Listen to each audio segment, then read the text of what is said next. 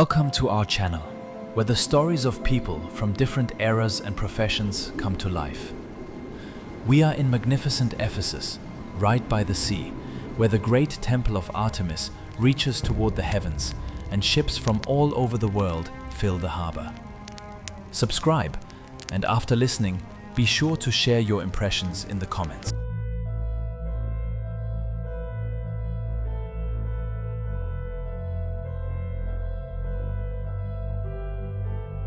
New York at the end of the 19th century smelled different. In the slums of the Lower East Side, coal dust, rot, and despair. In the mansions of Fifth Avenue, French perfumes, tobacco, and arrogance. Somewhere between these worlds lived a man who learned to capture the scents of a fading era and turn them into something beautiful. This story is not about a dazzling triumph or a rise from rags to riches. It's a tale of patience, of how a boy who grew up amid stench and poverty walked toward his dream for years, stumbling, falling, getting up.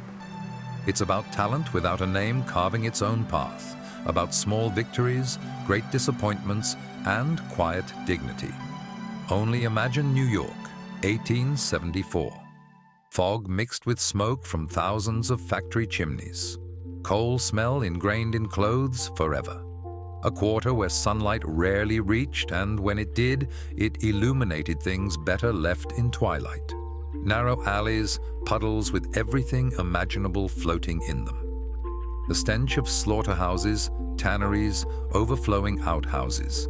And amid all this, a small shop with a faded sign, Turner's Soap and Candles. Inside it smelled different. Not pleasant, but at least bearable.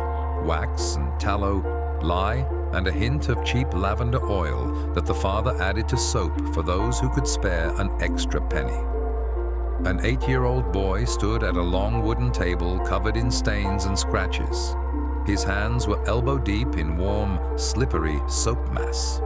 His father, a lean man with perpetually tired eyes, showed him how to knead it without lumps and pour it evenly into molds without bubbles.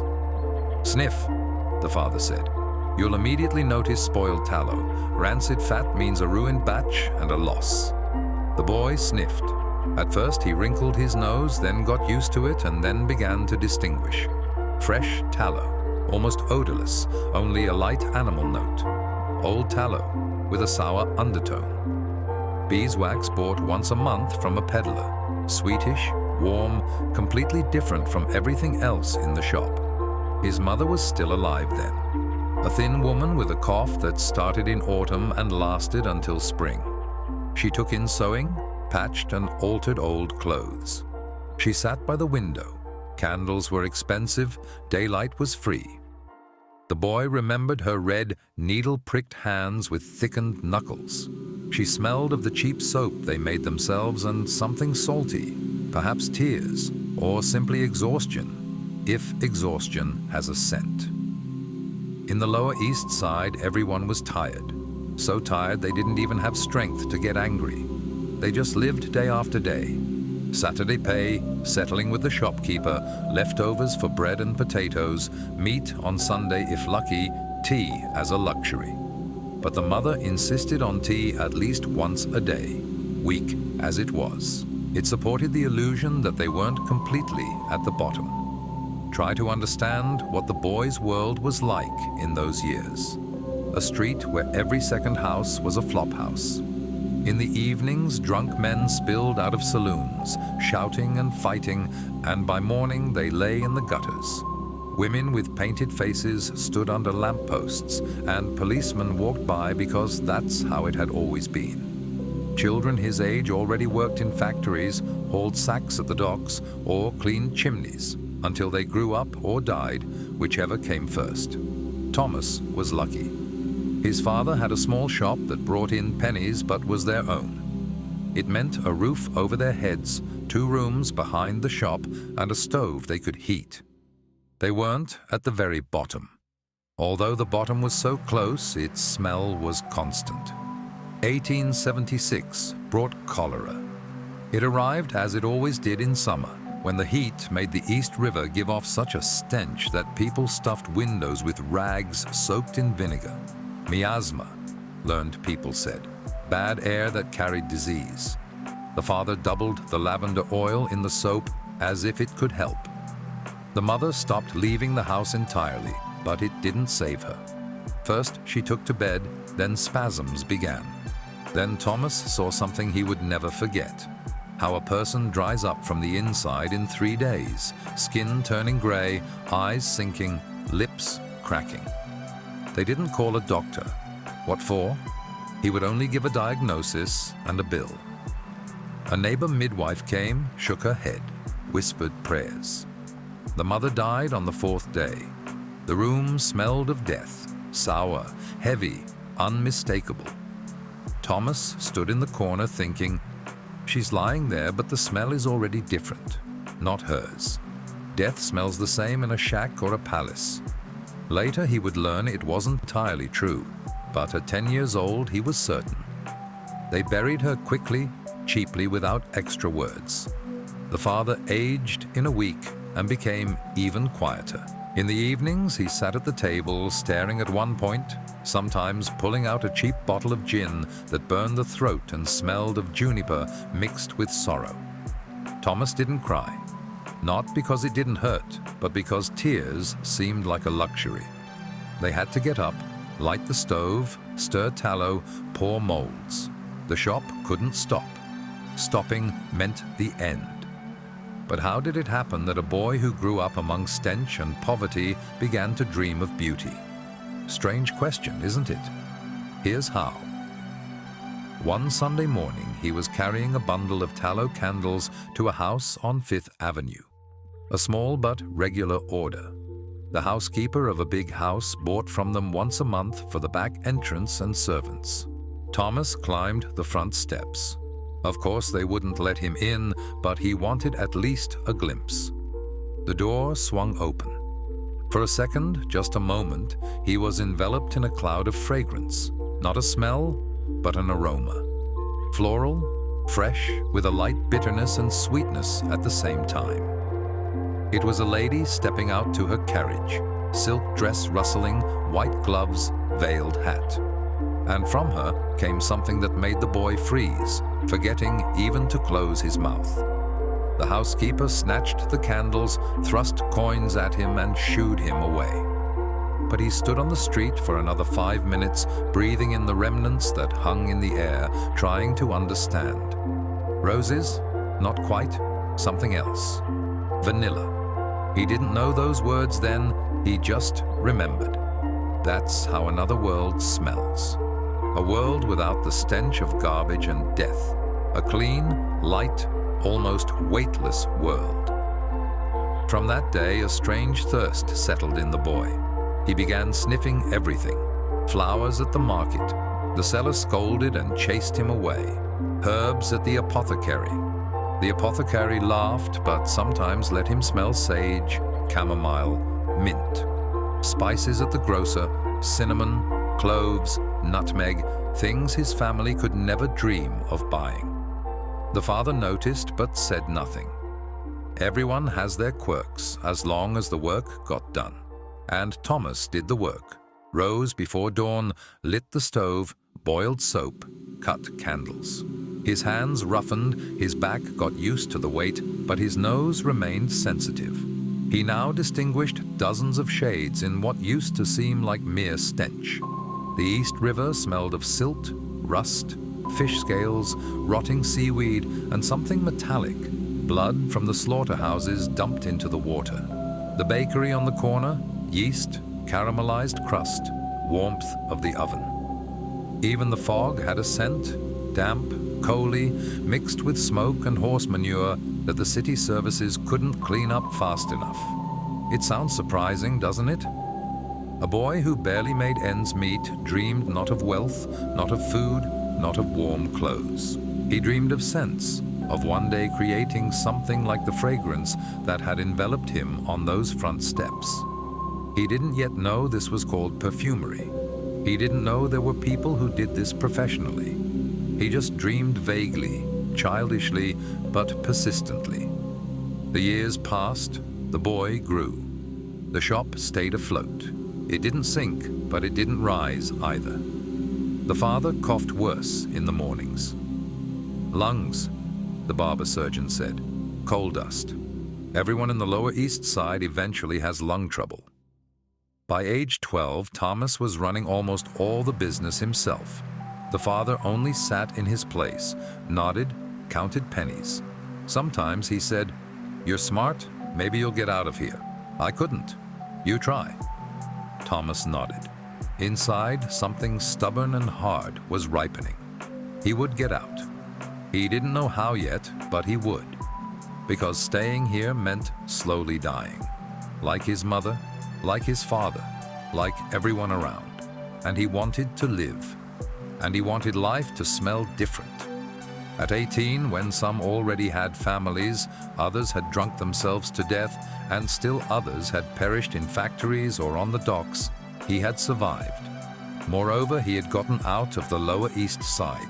Not completely, not fully, but enough to see a different New York every morning. The one where streets were wider, buildings taller, and people didn't look at the ground when they walked. Fifth Avenue, shop windows with mirrored glass polished to a shine. Signs with golden letters. Ladies in crinolines, gentlemen in top hats, carriages pulled by horses that were groomed like royalty. And amid all this splendor, a small shop, Holbrook's Perfumery, modest but respectable. Inside, mahogany shelves, crystal bottles, soft light of gas lamps. Getting here was almost a miracle. The father died in the winter of 1889, quietly in his sleep, with relief on his face. The shop had to be closed. Debts, rent, no profit. Thomas was left with nothing. He slept in flop houses, took odd jobs, hauled crates, washed saloon floors. Once he even stood on a corner with a barrel organ, though he couldn't play, just cranked the handle at random. Then he saw an advertisement. Mr. Holbrook was looking for an apprentice. Requirements: sobriety, literacy, cleanliness, good sense of smell. The last point seemed like a joke. Who checks sense of smell when hiring? But he went, washed himself in a public bath for 2 cents, put on his only shirt that wasn't completely rags, and knocked on the back door. Mr. Holbrook turned out to be an elderly man with gray sideburns and a piercing gaze. He asked strange questions. What does spring smell like? How do you tell real musk from fake? What do a rose and an apple have in common? Thomas answered honestly, "I don't know, but I want to learn." Holbrook was silent for a long time, then nodded. $3 a week, 1 meal a day, sleep in the storeroom. Agreed? Thomas would have agreed to less. The first months passed in a haze of scents and confusion. Essential oils, absolutes, tinctures, extracts. French rose, $20 an ounce. Jasmine even more. Ambergris, a piece the size of a fist, cost enough to buy a house on the Lower East Side. Holbrook showed, explained, made him sniff again and again until the scents began to form a system. Perfumery is not a craft, the old man said, pouring alcohol into measuring glasses. It is architecture of the air. Every fragrance has a top, heart, and base. Top, what hits first? Lemon, bergamot, lavender. Bright, quick, evaporates in minutes. Heart, what lasts for hours. Roses, jasmine, ylang ylang. Base, the anchor, musk, ambergris, sandalwood. Without a base, the scent falls apart. Without a top, it goes unnoticed. Everything must be in balance. He listened, remembered, tried to repeat. His hands trembled when he took the pipette. 1 extra drop and the composition collapsed. Too much patchouli and it became oppressively heavy. Too little fixative and the scent evaporated in an hour. Mr. Holbrook grimaced, poured failed trials into a bucket and started over. But Thomas learned quickly and greedily. At night, when Holbrook went home, he stayed in the workshop, sniffed bottles, wrote down impressions. Vetiver smelled like earth after rain. Bergamot, sun and bitterness at once. Vanilla, sweetness, but not cloying. Deep, almost smoky. Every scent evoked memories and images. Lavender reminded him of his mother, who once bought a bunch at the market and put it under her pillow. Cedar, crates on the docks he unloaded. Rose, that lady on the front steps, a fleeting childhood vision. The shop window became his window to another world. Every day people came here for whom $3 was a trifle, pocket change for a servant. Ladies in silk with cameos on their necks, lorgnettes through which they examined bottles like exotic insects. Gentlemen smelling of tobacco, mustache wax, and self-confidence. They talked about theater, balls, trips to the continent, mentioned Paris, Grasse, Florence as casually as if they were neighboring streets. Thomas stood behind the counter when Holbrook was away, handed over bottles, wrapped purchases in thin paper, tied them with silk ribbon, smiled, nodded, thanked. Inside, though, he boiled. He knew for sure that some of Holbrook's compositions were outdated, that he could make them better, more interesting, more modern. But who was he? A mere apprentice from the slums. His job was to be silent and learn. One day a young woman came in, not an aristocrat but not a simple girl either. The daughter of a baker from a nearby street, as it turned out later. Light hair neatly tucked under a bonnet, intelligent gray eyes.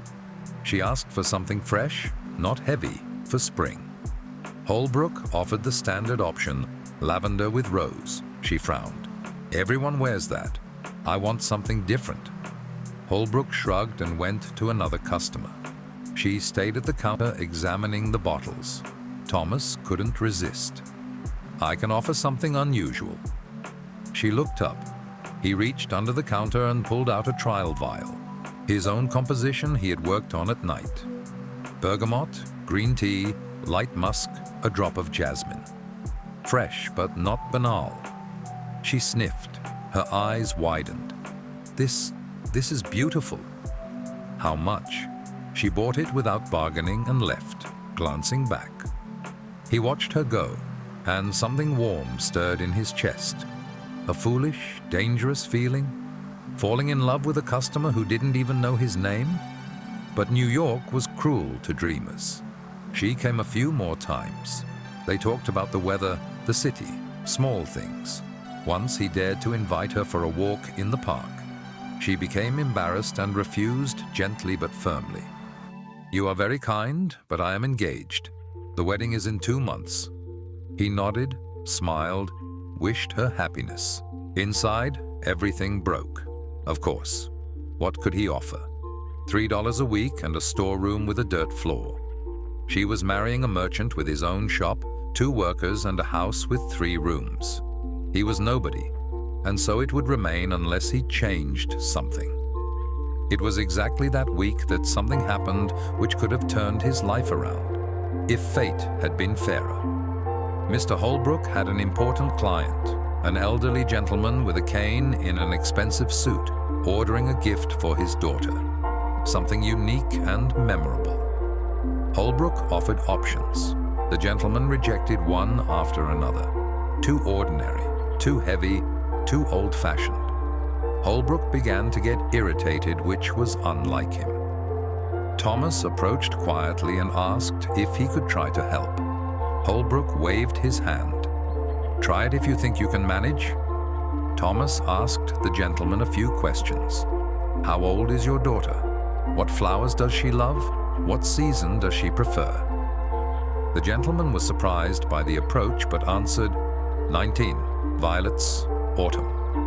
Thomas disappeared into the workshop for 2 hours, mixing, discarding, starting over. In the end, he created a violet that wasn't cloying, but with a shade of moss and autumn leaves, a light smokiness, something melancholic yet warm. He brought it out and let the gentleman smell. The man froze. This is it, exactly this. He bought the bottle, paid generously, and left his card. It read, Sir Edward Hartley, Member of Congress. After the gentleman left, Holbrook stood at the counter with an impenetrable face, then patted the apprentice on the shoulder. "Not bad, but don't get cocky. It was luck." Luck, perhaps. But a week later, Sir Edward returned. "My daughter is delighted. All her friends are asking where she got it. Can you make a few more bottles?" Holbrook agreed and named the price. The deal was done. The scent went out under the name of Holbrook's Perfumery. Exclusive composition. Thomas's name was never mentioned. He remained silent. What was the point of protesting? That's how the world worked. The master gets the glory, the apprentice gets experience. Fair? No. But those were the rules. He clenched his teeth and continued working. Holbrook now paid him $5 a week, generosity or rather recognition of his value. The apprentice began bringing in profit. Only imagine what it was like to create something beautiful and see it leave under someone else's name. To hear praise and compliments addressed to another, to remain in the shadows because shadow was your place by birth. Inside him grew not anger. No, he was not an angry man, but determination. One day he would have his own name, even if small and unnoticeable, but his own. Meanwhile, he saved every penny, every cent. He rented a room in Soho, even more wretched than Holbrook's storeroom, but at least he could work there in the evenings. He ate once a day, bread, cheese, sometimes herring, drank water from the street pump. He economized on everything except one thing, a notebook and pencil. He wrote down formulas, ideas, combinations, page after page, his real wealth. The years went by. He turned 21. Holbrook grew older, became forgetful, sometimes mixed proportions, and Thomas quietly corrected them. Customers got used to the young assistant serving them. Some even asked specifically for his advice. Holbrook didn't object as long as they paid. Thomas had learned a lot in those years, not only the chemistry of scents, but the psychology of clients. How to understand what a lady really wants when she says one thing. How to please a gentleman who doesn't know what he wants himself. How to sell something expensive without seeming pushy. This too was an art. The art of survival in a world where money decided everything. The dream of his own workshop no longer seemed impossible. He knew how much he needed. About $50 for rent, ingredients, and minimal furnishings. He had 13. The goal was still far, but the path had begun. Every bottle created by his hands, every delighted customer review brought him closer to the moment when he could say, "This is mine. My name, my work, my life." Death comes without warning, even when it is expected. Mr. Holbrook died on a spring morning in 1893. He collapsed right in the workshop among bottles and measuring glasses, pipette still in his hand. Heart, the doctor said. At his age, it's surprising it didn't happen earlier. The funeral was modest but decent. A few regular customers came to pay their last respects. Thomas stood aside, holding his hat, watching the coffin lowered. Inside there was no grief, only emptiness. Holbrook had been neither friend nor father. He had been a bridge to another life, and that bridge had collapsed. A week later, the nephew arrived, a young man in his mid-20s with a sweet face and manners of someone used to receiving without giving. The heir. He inspected the shop, leafed through the account books, frowned at the dust on the shelves. "We need to modernize," he said to no one in particular. "It's all old-fashioned. We need newspaper ads, new suppliers, perhaps a move to a busier location." Thomas listened silently, then dared to ask about his future employment. The nephew looked at him as if seeing him for the first time. "The assistant?" "Yes, of course. We need someone who knows the business. Salary, $3. I think that's fair." $3, less than Holbrook had paid 5 years earlier. Thomas clenched his fists but nodded. He had no choice. His savings were still insufficient, and there were few perfumery positions in New York all already taken. The following months became a test. The nephew, who introduced himself as Reginald Holbrook Jr., took over management without understanding compositions or customers. He ordered cheap ingredients to increase profit and insisted on simplifying formulas. Why so many components when 3 will do? Regular buyers began to complain. The scent wasn't the same, quality had dropped. Thomas tried to explain. Perfumery is not soap making. You can't save on rose oil by replacing it with geranium. Customers will feel the difference. But Reginald waved him off. Ordinary people don't notice such subtleties. The main thing is a beautiful bottle and a loud name. Gradually, the shop lost its reputation. First, the most demanding customers left, then the average ones. Only those who didn't care remained, as long as it was cheap and smelled decent. Thomas watched everything old Holbrook had built crumble and understood there was no longer a place for him here. By then, his savings had grown to $23. Not enough for a full workshop, but enough to take a risk. He quit in October without a scandal, simply saying he was leaving. Reginald shrugged. As you wish, we'll find someone else. Soho greeted him indifferently. A district where immigrants, artists, and failures of all kinds settled. Rent was lower than in decent areas, but the reputation matched. He rented a tiny room on the 3rd floor of a house that creaked with every step. One window overlooking a courtyard where laundry hung and children constantly screamed. A stove, table, chair, bed. Nothing more was needed.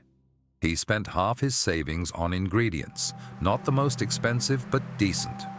Alcohol, base oils, lavender, bergamot, patchouli, sandalwood, a little rose. He bought the simplest glass bottles without decorations. Labels he wrote by hand. It was embarrassing perhaps, but there was no choice. He looked for customers through acquaintances, through the few who still remembered his work at Holbrook's. At first the orders were small and rare. A maid of one former client asked for something inexpensive but pleasant as a gift for her mistress. He composed it in one evening and delivered the next day. The mistress was pleased and sent another order through the servant. That's how, drop by drop, the business began to move. He worked at night because during the day he took odd jobs, delivered parcels, copied documents for an office, once even washed windows in a store. Pride was a foolish feeling. It wouldn't fill your stomach. Bread cost 3 cents, a piece of meat 6. Tea was a luxury he allowed himself once a week. Try to understand what it meant at 24 to start from 0. Not even from 0, but from minus, because he had no reputation, no connections, no money. Only his hands and stubbornness, and a strange, almost insane faith that it would work out. It had to work out. Otherwise, why all this? One winter evening, there was a knock at the door. He opened it. On the threshold stood a middle-aged woman wrapped in a worn shawl. Her face was drawn, her eyes anxious. "Do you make custom perfumes?" she had heard from Mrs. Bailey. He nodded and invited her in. She looked around, frowned. The room was indeed miserable, but she sat down, took a handkerchief from her bag. "My husband died 3 years ago. Only this handkerchief remains." It smelled faintly of his mustache wax, tobacco, and something else. The scent had almost faded. "Can you recreate it so I can at least a little feel his presence again?" A strange request. He took the handkerchief, carefully sniffed, barely perceptible traces. Cheap pipe tobacco, wax-based pomade with vanilla and musk. Something else? Leather? No, paper. Printer's ink. So he had worked with printed materials. "Give me a week." She left an advance of $2 and left, hiding her tears. He worked on this order longer than on any other. Not because it was difficult, but because it was important. This was not just a scent, it was memory. He selected tobacco, mixed a base for the pomade, added a light shade of paper and ink. It turned out warm, masculine, a bit old-fashioned. When the woman returned and smelled the bottle, she cried. But these were different tears, not bitter, but light. It's him, exactly. She paid what he asked without bargaining and left, clutching the bottle to her chest. He remained standing by the window, watching her walk down the street. A strange feeling, as if he had done something real, not for money, not for fame, but simply because he could. It sounds surprising, doesn't it? Finding meaning in such small things. But in those years, it was precisely the small things that kept him afloat. Small orders, modest gratitude, rare moments when a client said, "You understood exactly what I wanted, even though I couldn't explain it myself." By the age of 27, he already had a steady clientele, small but loyal, mostly middle class, shopkeepers, clerks, teachers, people who wanted quality perfumery, but not at sky-high prices. He learned to balance, not to skimp on key ingredients, but to find affordable alternatives for secondary ones. He married at 28. Not for love, but for practicality, although that sounds cynical. She was a seamstress, a quiet, hard-working woman without big demands. They met through a neighbor, dated for several months, walked in parks, talked about the future. He honestly said, "I won't be rich. I can provide a roof and food on the table, no more." She agreed. Maybe she was tired of being alone too. The wedding was modest. Registration at City Hall, lunch in a cheap tavern, a few acquaintances. No white dresses, orchestras, or speeches. Just two tired souls who decided it would be easier together. And so it was. She sewed, he mixed scents. In the evenings, they sat at the table, silent, sometimes talking about small things. There was no real passion, but there was calm. And calm, in New York at the end of the century, was worth a lot. A year later, a daughter was born, small, red-faced, screaming at night. He looked at her and thought, here it is, continuation. Not grand, not heroic, but simple and human. The girl would grow, walk, talk, perhaps learn to distinguish scents, maybe follow in his footsteps, or maybe choose something of her own. It didn't matter. The main thing was that she would be. With the child, expenses grew. He had to take more orders. Sometimes he worked until dawn, his eyes closing, but his hands kept moving. His wife didn't complain, though he saw how tired she was. There was no money for a nanny. She managed on her own, rocked the daughter, fed her, washed diapers, and still found time to sew. But how did it happen that a life full of hardships did not seem unhappy? Perhaps because there was a choice. He could have returned to the Lower East Side, selling soap like his father, slowly drinking himself to death or wasting away from coal dust. But he chose differently. Every day, every bottle, every composition, that was his choice. And in that there was freedom, small, limited, but real. Savings grew again, slowly but steadily. He set aside $1 or $2 when he could. He dreamed of his own shop. Not on Fifth Avenue, of course, as that path was closed forever, but somewhere on the edge of a decent neighborhood, with a sign, a display window, real shelves. The dream seemed close. A little more, just a bit more, and it would happen. And then something happened that changed everything. At 32, an age when a man is no longer young but still full of strength, when the past is heavy enough to teach caution and the future is still open enough to take risks, Mrs. Gardiner came to his workshop. She appeared without warning, accompanied by a maid carrying a small casket. A woman of about 60 in morning dress but with lively, sharp eyes. She surveyed the room with one glance, and in that glance he saw everything. Contempt for the wretched surroundings, curiosity about the bottles on the shelf, and something else. An assessment. "Mrs. Chesterton recommended you?" she said without greeting. "She says you can create what cannot be found in ordinary shops. Is that true or just another exaggeration?" He paused, having learned over the years not to rush with answers, not to fawn, not to justify himself. It depends on what the client is looking for. If you need something fashionable and popular, go to Fifth Avenue. If you need something personal, I can try. She smirked and nodded to the maid. The maid opened the casket. Inside lay letters, a dried flower, a piece of fabric, an old fan. My husband died 15 years ago. These things remain. I want a scent that will remind me of him, not a copy of his cologne. That's banal. I want the very atmosphere of those times. Do you understand what I mean? He understood. This was more complicated than simply recreating a smell. He needed to capture the era, the mood, the memories. He took the fan and carefully sniffed. Sandalwood, a bit of tobacco, powder. The fabric smelled of old Kypri perfumes with oak moss. The flower had lost its scent but had been dried carefully. Rose, judging by the shape of the petals. Give me a month? 2 weeks. I'll pay $5 if the result satisfies me. $1 in advance. She placed a gold coin on the table, turned, and left. He looked at the dollar and thought, either this is a chance or a trap. With such people you never know. They'll praise and elevate you or crush and forget. He worked on the order every free minute. A classic Kypri base, but softened. He added sandalwood, light tobacco, rose, not fresh but as if wilted, nostalgic. A little frankincense for a hint of church, eternity, memory. Patchouli for depth, musk for warmth. He balanced, redid, discarded failed versions. 13 days later, she returned. He handed her the bottle.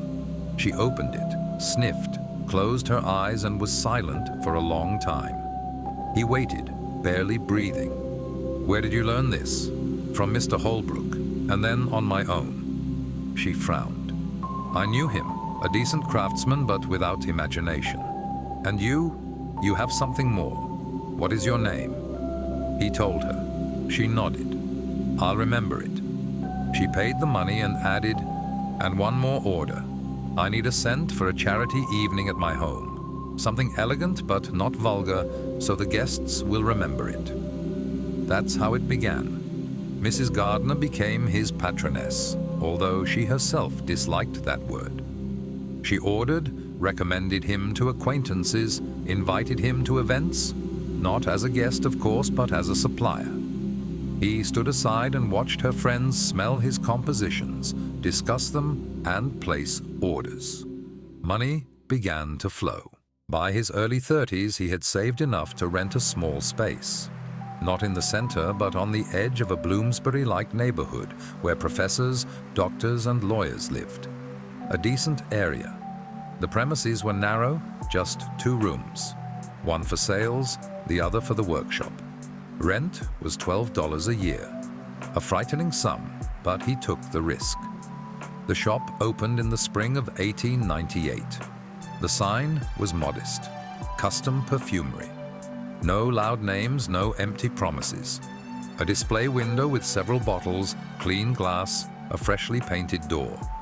His wife helped set it up. She sewed curtains, wiped dust, arranged everything.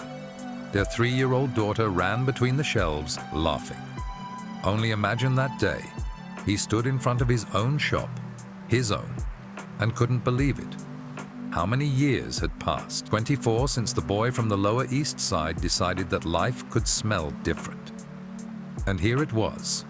Not a palace, not Fifth Avenue, but his own. The first months were nervous. Customers came irregularly. Sometimes a whole week passed without a single order.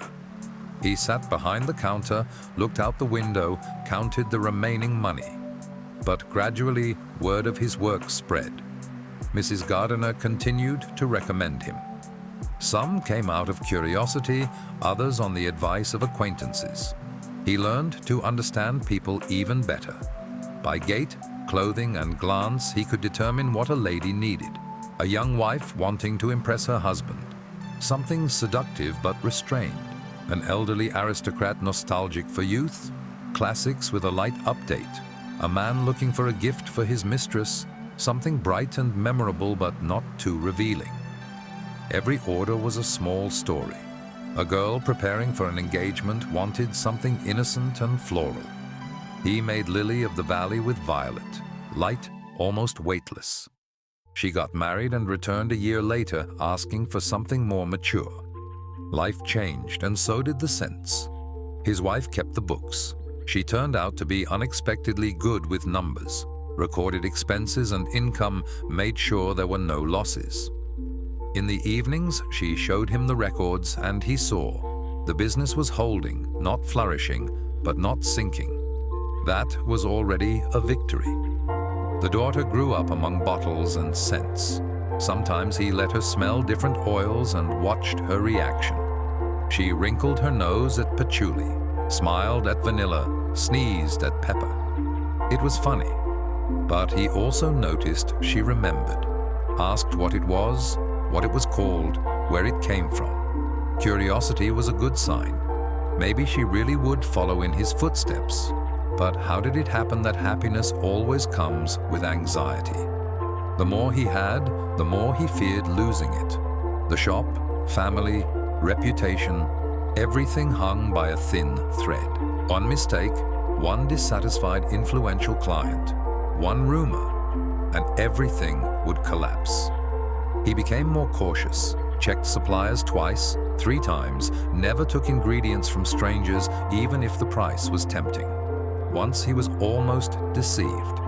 They offered French rose at a suspiciously low price. He sniffed it and immediately recognized the fake, geranium with additives. He refused. The supplier was offended and tried to pressure him. Everyone does it. No one will notice. He stood his ground. Reputation was more important than momentary profit. He also became more attentive with people. He didn't trust immediately, didn't open up completely. He remembered the lesson with Holbrook's nephew. He had seemed a decent man, but turned out to be a mediocrity and a miser.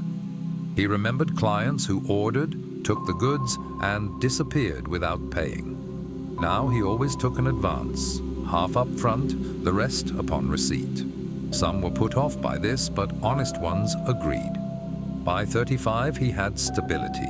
Not wealth, stability. The shop brought in enough to pay the rent, feed the family, and set aside a little for a rainy day. They lived modestly, meat 2 or 3 times a week, new clothes once a year, rare entertainments. But it was their life, built with their own hands. Mrs. Gardiner by then had become almost a friend. As much as friendship was possible between an aristocrat and a perfumer from Soho. She came not only for orders, but to talk. She told him about society intrigues, political scandals, theater premieres. He listened and sometimes made remarks. She laughed. "You could have been a philosopher. You think too much for a merchant?" Maybe so. Years of solitude, night work, constant reflection on compositions, all this had taught him to think, not just to do, but to understand why. Every scent was not a set of ingredients, but a message. What does a person want to say by wearing perfume? Who do they want to appear as? What do they dream of? Perfumery was psychology in liquid form. Once she asked, "Why haven't you opened something bigger? With your talent, you could rent premises in the center, hire assistants, expand." He thought, "A big business requires big risks and big compromises. What I have is enough." She nodded, but something flickered in her eyes. Disappointment or understanding. In truth, he was afraid. Afraid of repeating Holbrook's fate, to build something and then see it pass into Chujie hands and collapse. Afraid of debt, of losing independence, of becoming hostage to creditors. A small shop meant control. It meant the freedom to decide whom to work with and whom not. The freedom to close for a week if his daughter got sick without answering to partners. Perhaps it was cowardice, perhaps wisdom. The line was thin. He chose peace instead of fame and did not regret it. Scandal came out of nowhere, as it usually does. Mrs. Gardiner died in her sleep, quietly without suffering, a mercy for a woman of her age. He was sorry, not only because he was losing a patroness, but because she was one of the few with whom he could truly talk. The funeral was grand. He stood in the crowd among servants and distant acquaintances, watching the coffin. 2 weeks later, a letter came from a notary to appear at the office on an important matter concerning Mrs. Gardiner's inheritance. He arrived puzzled. The notary, an elderly man in glasses, read the will. Mrs. Gardiner left him $50 in gratitude for years of wonderful cooperation and rare understanding. $50, an enormous sum. He sat stunned. The notary handed him the check and congratulated him. He stepped out onto the street, clutching the paper in his pocket, and didn't know whether to rejoice or be afraid. Instinct told him. Too good to be true. The instinct was right. A week later, a young man burst into the shop, tall, red-faced with bulging eyes. "Are you that perfumer?" "Yes. How can I help you?" "Help?" The voice broke into a shout. "You robbed my aunt, wormed your way into her trust, deceived her, and extracted money." Several passers-by stopped and peered into the window. Thomas felt cold spread down his back. "What are you talking about? I worked honestly." "Honestly? $50 for some perfume bottles? You're a swindler. I'll sue you. I'll ruin you so no decent person will cross the threshold of your hole." It was Mrs. Gardiner's nephew, the heir who had received the main estate, but was furious that even crumbs had gone to someone else. Thomas tried to explain, showed order records and payment receipts. The nephew wouldn't listen. He turned and left, slamming the door loudly. The next day, the rumors started. Someone told acquaintances that the perfumer from the neighborhood had deceived an elderly lady, pushed unnecessary purchases. Another added details. He had supposedly forged her signature on checks. A third claimed Mrs. Gardiner had been out of her mind before death and he had taken advantage. Try to imagine watching everything you built over years collapse.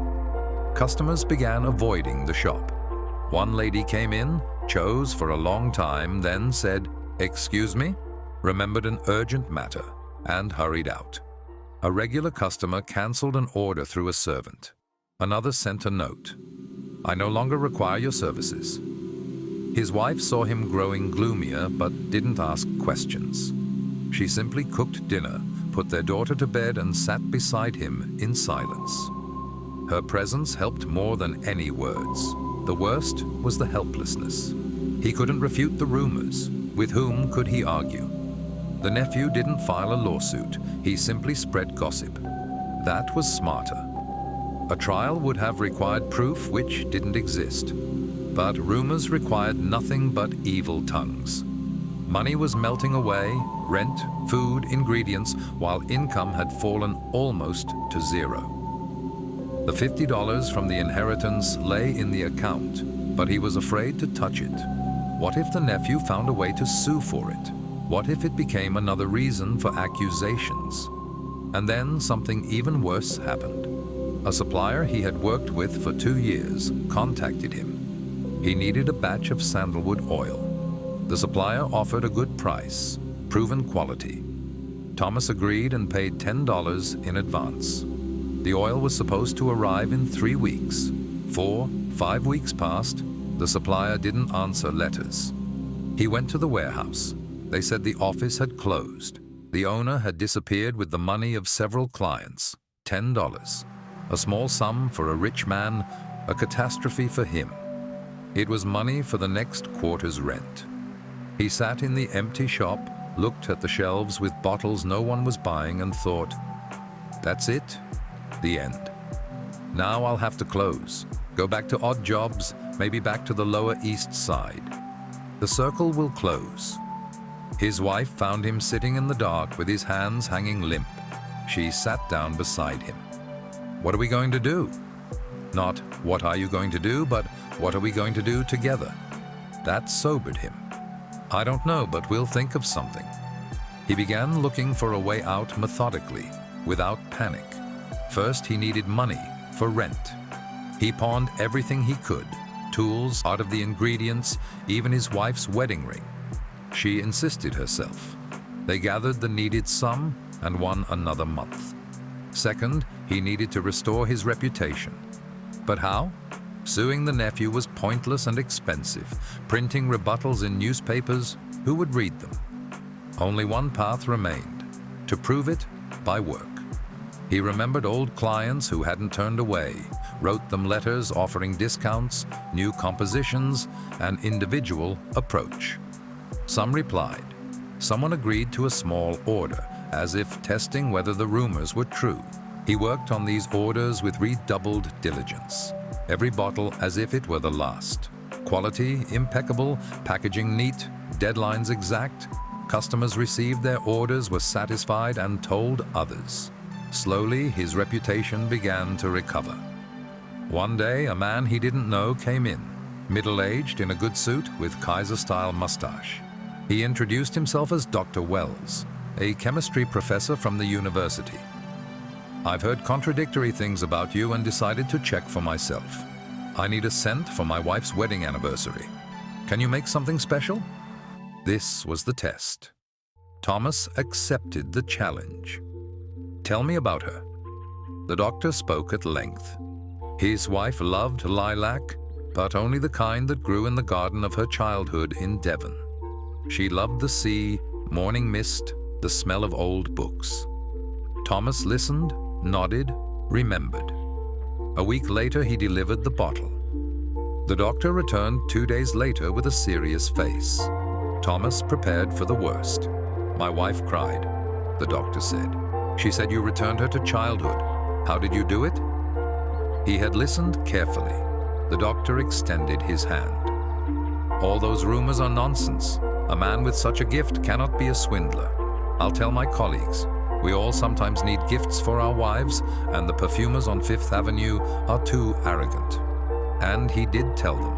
Professors, doctors, lawyers, educated people, not too rich but who appreciated quality. They began coming, not in crowds but regularly. Business picked up again. By the end of the year, when he turned 36, the shop had returned to its previous level. Not more, but not less. He redeemed the pawned items and returned the ring to his wife. She put it on silently and kissed him on the cheek, a rare gesture of tenderness between them. What did he take from this ordeal? Several lessons.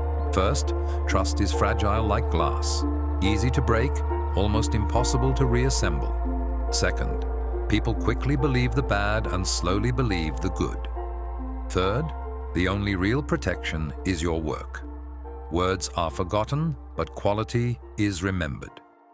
He became even more cautious. No advances to suppliers, only payment upon receipt. No verbal agreements, everything in writing.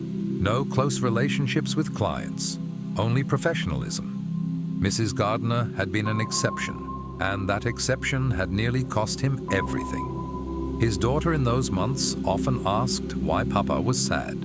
He smiled and said he was just tired. She hugged him with her small arms and it became easier.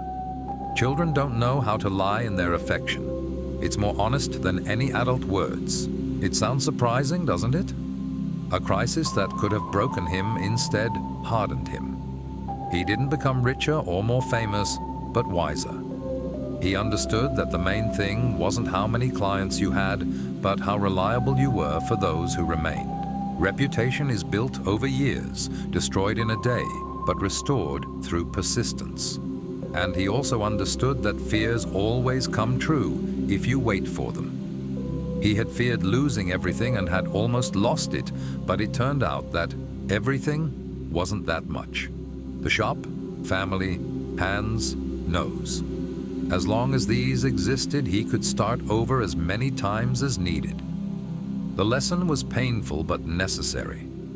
A year passed after the scandal with Mrs. Gardner's nephew before he stopped flinching at the sound of the doorbell. A year before he learned to sleep peacefully without replaying possible catastrophes in his head. At 37, a person either breaks completely or becomes stronger. He chose the second. Documents proving his honesty in dealings with Mrs. Gardner were found by accident. His wife was sorting old papers, preparing to throw out the unnecessary. and came across a folder. Letters from the lady thanking him for his work, describing how pleased she was with the result. Bills with her own notes. Excellent. Exactly what I wanted. Receipts of payment signed by her hand with dates and amounts.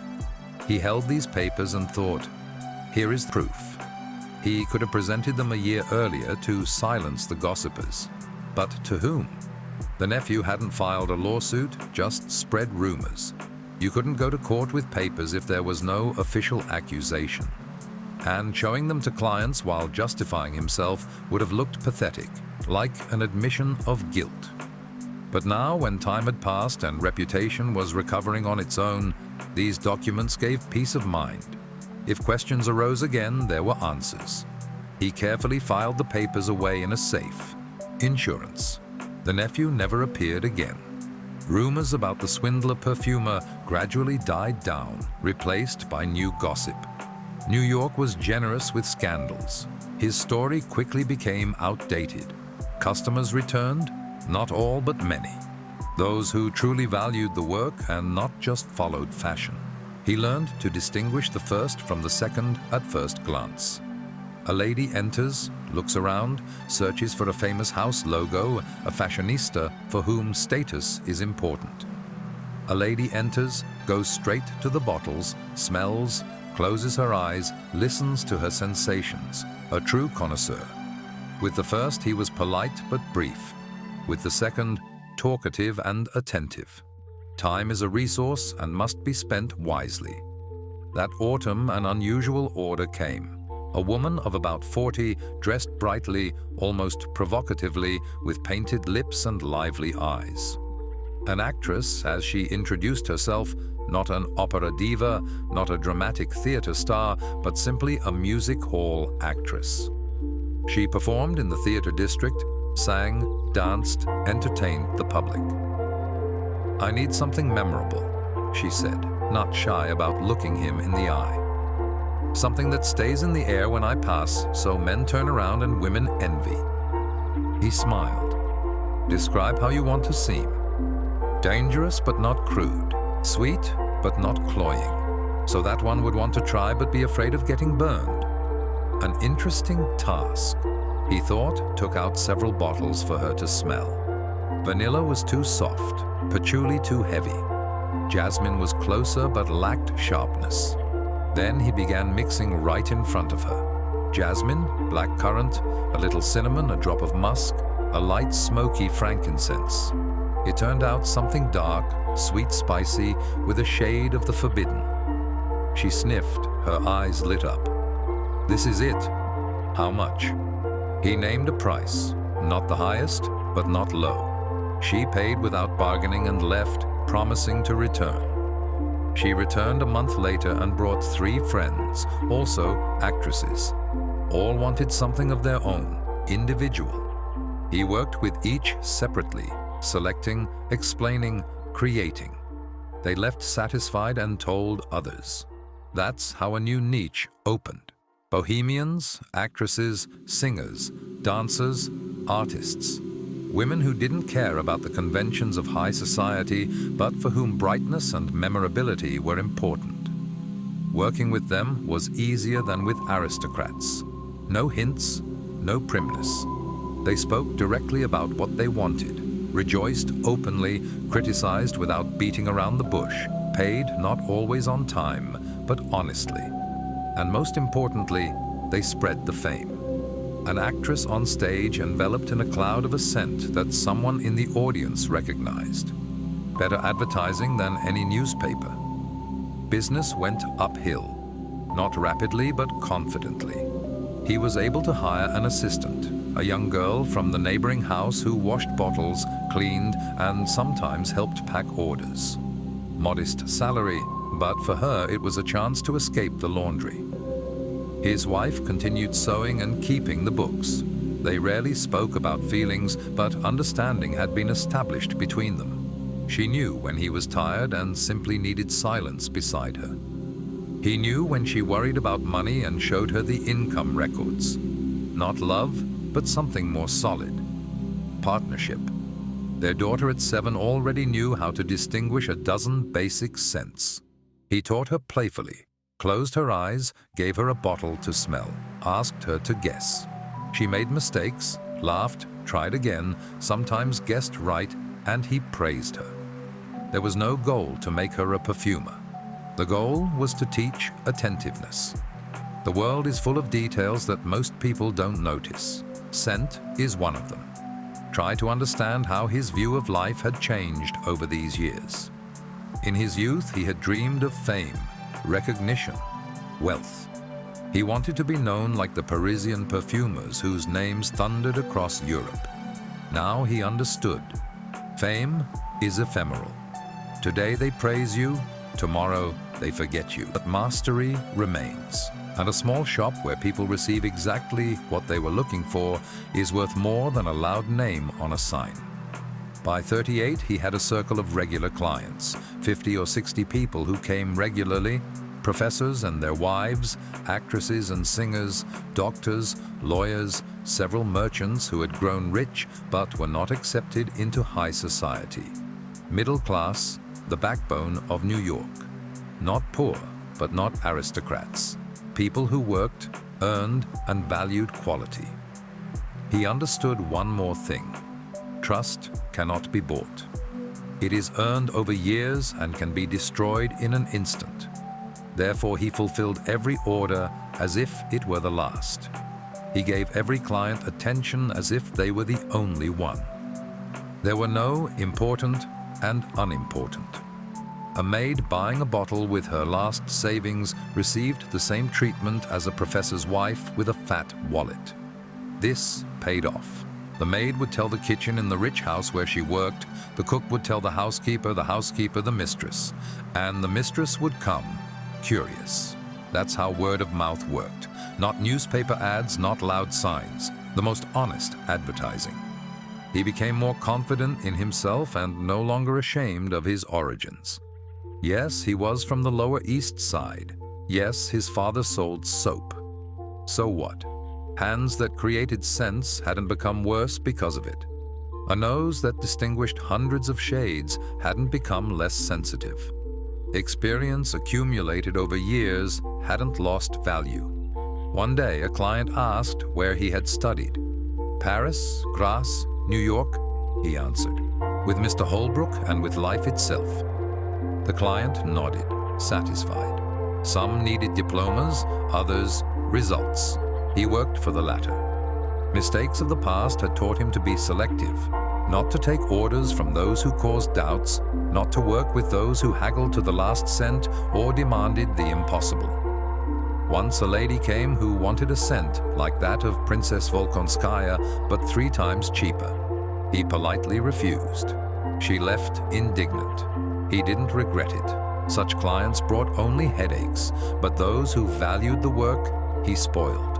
Regular customers got discounts. Actresses who brought friends received free samples. For Professor Wells, who had essentially saved his reputation, he created scents at cost. Gratitude was also currency, less tangible than dollars and cents, but no less valuable. Toward the end of the year, as the calendar approached the new century, he sat in the workshop summing up. The shop prospered in its modest scale. The family was healthy. The daughter was growing smart and curious. There were no debts. Savings allowed him not to fear tomorrow. This was not a triumph. It was a quiet achievement of a man who had walked a long way, stumbling, falling, getting up and continuing. No fanfares, no ovations, just a life lived honestly and scents created with soul that made someone's life a little more pleasant. It sounds surprising, doesn't it? Happiness that doesn't shout about itself, success that isn't visible from the outside. But he felt it in the tiredness of his hands after a long working day, in the smile of a client who received exactly what she had dreamed of, in the breathing of his daughter snoring in the next room, in the silent support of his wife who was simply there. This was real wealth, not in the bank, not in titles, but in what he had built himself, and no one could take away. A letter arrived in the spring of 1901. An ordinary envelope, but the paper was thick and good. The handwriting was calligraphic, drawn with care. No sender's address, only initials. Inside was a short note. A perfumer is required for a delicate order.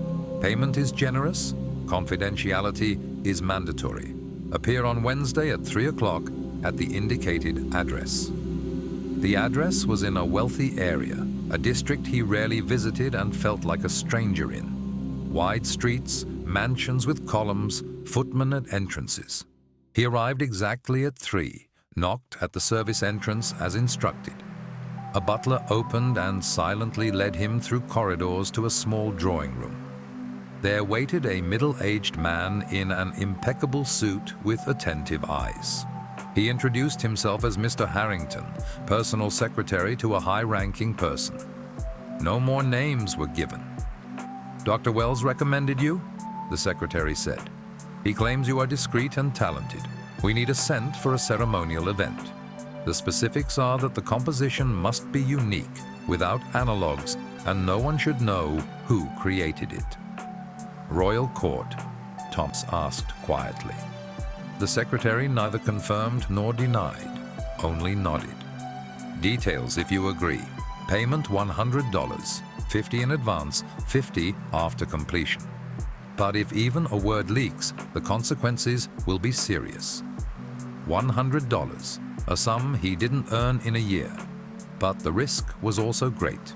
If something went wrong, if the scent didn't please, if someone found out, reputation would collapse once and for all. Or worse. He was silent, weighing, then nodded. "Agreed." The secretary handed him an envelope. Inside, $50 in banknotes and a description of the task. A scent for a Jubilee reception. Something solemn but not heavy. Elegant, emphasizing grandeur but not overwhelming. With notes of American restraint but also a shade of luxury. Reference point, the end of an era, transition of epochs, nostalgia for the departing century. A most difficult task, not simply to create a pleasant smell, but to capture the spirit of the time. The Victorian era was ending. A new king-like figure brought a different style, different trends. The scent was to be a bridge between past and future. He worked on the order for 2 months, tried dozens of variants, discarded, started over. Base, American rose, of course, but not simple, with a shade of withering autumn sadness. He added oak moss, the smell of old estates and traditions. Bergamot for freshness, a hint of new beginning. Sandalwood for depth. Ambergris for luxury, but in minimal dose, so there was no vulgarity. And the most subtle, a drop of frankincense, churchliness, eternity, continuity. He mixed, infused, sniffed, waited for the scent to open in a day, in a week, changed proportions. Too much rose, it became old-fashioned. Too little, the character was lost. Too obvious frankincense, it resembled a church service. Barely perceptible, it created the needed mood. His wife saw how he struggled but didn't ask questions. She simply brought tea, took their daughter for walks so she wouldn't interfere. The assistant in the shop handled regular customers while he sat in the workshop and created. Finally, it was ready. The scent was solemn but not pompous, elegant but alive, with light sadness but also hope. He poured the composition into several bottles, sealed them, and sent a note to the secretary. 3 days later came a reply. Mr. Harrington asked him to come for a demonstration. He arrived with the bottles. The secretary sniffed, nodded reservedly, took a bottle, and disappeared into the depths of the house. Thomas waited an hour, maybe more. Then the secretary returned. "Approved. Here is your money." And one more request. Could he create a lighter variation of this scent for daytime use? He could. Another month of work, but the result was ready. The same base, but without heavy notes. More citrus, less ambergris. Fresher, airier. The secretary accepted it and paid an extra $20 beyond the agreement.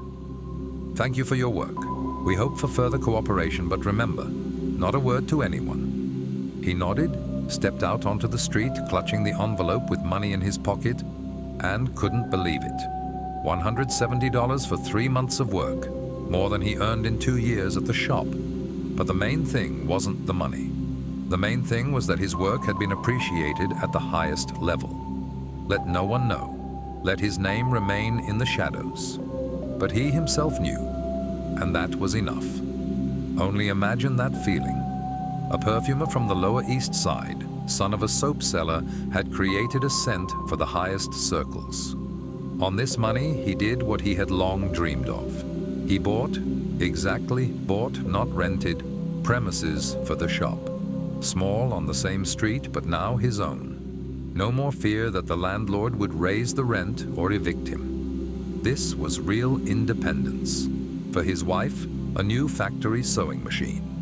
She cried when she saw it, a rarity for her to show emotions. She hugged him and whispered, "Thank you." He stroked her back and thought, "We've lived to better times." For his daughter, he bought books, many books, fairy tales, textbooks, illustrated encyclopedias. She was delighted and for a week didn't leave her room, reading voraciously. He watched and rejoiced. Education, what he never had, she would have. For himself, he allowed a little, a good winter coat, not luxurious but warm, made of decent fabric. The old one was so worn that his wife had re-sewn it twice. Now he could throw it away without regret. The rest he set aside for a rainy day, for his daughter's future, for old age. He had learned not to squander. Money comes and goes. The important thing is to keep balance. The shop prospered, clients came regularly. Word of his mastery grew. Sometimes people came from afar, from Boston, Philadelphia, even once from Chicago. They ordered, took away, wrote thank you letters. He kept the letters in a box and reread them sometimes, not out of vanity, but as a reminder that he was doing something needed. By 39, he had achieved what he had strived for. Not wealth, not fame, but dignity. The opportunity to live without humiliation, to feed his family without counting every cent, to work with pleasure and not only for survival. This was success. Let the world think otherwise. He had learned to value the small. Morning tea with his wife while the house still slept. His daughters ringing, pure laughter. The smell of freshly mown grass in the park where they walked on Sundays. The silence of the workshop late in the evening when he could simply sit among the bottles and think. These little things made up a life, and the life was good. One quiet autumn evening in Tisicha Devatsot Dvar, as Thomas was closing the shop, a carriage rushed past at high speed. The horse, startled by a loud motor car, one of the new noisy machines that were appearing more and more often, reared up. The carriage overturned right in front of his window. Inside were his wife and daughter, returning from visiting relatives. They were taken to the hospital, but the injuries were too severe. His wife died that night. His daughter lingered for 3 days, holding his hand with her weakening fingers, whispering about new scent ideas she had thought of. And then she too slipped away. Thomas Bennett, the man who had spent his life capturing and preserving fleeting moments in bottles, suddenly lost the two people who had given his life its deepest meaning. The shop remained, the savings, the reputation. But the quiet happiness he had so carefully built turned to ashes in one moment. He continued working, creating scents that brought comfort to others, but from that day on, every bottle carried an invisible note of deep, inconsolable loss. The perfumer who taught the world to remember beauty through smell now lived with a scent he could never recreate, the scent of a life that had once been whole.